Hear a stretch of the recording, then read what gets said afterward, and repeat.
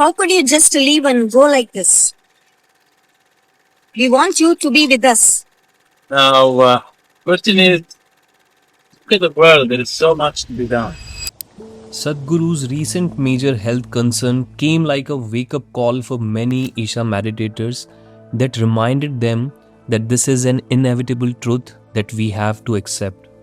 Sooner or later, Sadhguru will leave this body. Over the last 40 years, Sadhguru has been able to infuse some form of a spiritual process in almost 1 billion people across the world, which is a gigantic feat considering the fact that when he began teaching yoga in 1983, his first ever yoga session had only 7 participants. There was a time when I first came to this, if I just looked at people, I would burst into tears. Just seeing what they're missing. Right here, I am exploding with ecstasy. People are walking around with long faces, and it's there in them also. I can see it right there. So after much coaxing and coercion, only 7 people came. I'm grateful to those 7 people because for the first time I discovered I actually can teach something. Till then, nobody could teach me anything, nor could I ever attempted to teach anything to anybody. When I was 25 years of age, when suddenly things burst forth within me, and I realized if I sit here without messing myself, naturally I'm bursting with ecstasy and every cell in my body drips ecstasy. I thought initially I'm going off my rocker.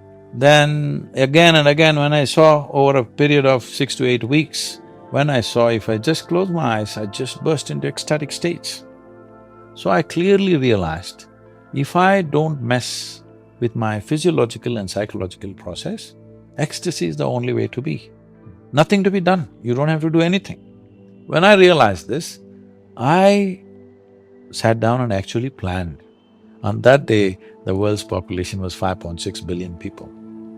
I made a plan in 2.5 years' time that I will make the world ecstatic. No fool like a young fool, you know. Now, it's been 37 years, not 2.5 years. Well, people say we have touched over 500 million people or so. Whoa. Don't say whoa, you don't woe my failures. Yeah, I guess. Because my idea of humanity is 7.6 billion people. 500 million people, time going away, I'm condemned to die a failure, but I'm a blissful failure, all right? He's still very far from touching the whole population, but it's been 40 plus years now and he is 66. It seems impossible that he will be able to achieve this goal, but as he says, he will still fail joyfully. I don't think there is any spiritual guru who reached 1 billion people during his or her own lifetime. What Sadhguru has achieved is unprecedented, and as Sadhguru has made clear that this is his last time.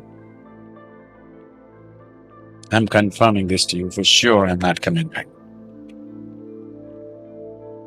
Because expiry date is long overdue. Long. To an extent. People who are little more perceptive clearly see that I don't even exist. Now the question comes to mind, what will happen to Isha after Sadhguru? And Isha meditators will know this. All the Isha yogic practices are very subtle and intricate. So how will they survive with the same level of intensity and purity beyond Sadhguru's time? Well, Sadhguru is known for his ability to pay attention to details and plan things in a profoundly sophisticated manner. Sadhguru has made plans for this also. In the book Death, Sadhguru has said when he leaves his body, 80 years after that, his presence will be even stronger than today. And the yogic processes conducted by Isha will be much more intense. So, whenever I leave, 80 years after that, my presence will be stronger much stronger than the way it is right now. So that means I will wait. Wait, you don't know my intentions. That means I want to see all of you dead before I withdraw. So, 8 years is almost like another lifetime, but there'll be no physical presence. Also, in one of the videos on Sadhguru exclusive, Sadhguru says the way he looks at it and the way he has designed the yogic practices, they will go for 600 to 800 years at least. Sadhguru says that even though the yogic practices will be eventually corrupted after 800 years, but the impact of Dhyanalinga is forever.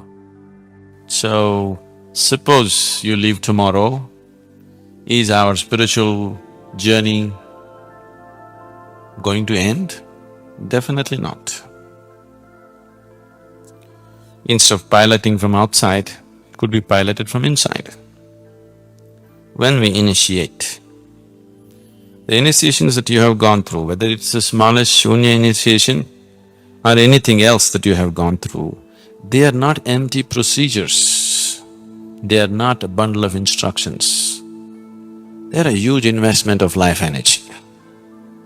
Once this is done, you're keeping it as a seed in your belly, you don't feel its presence.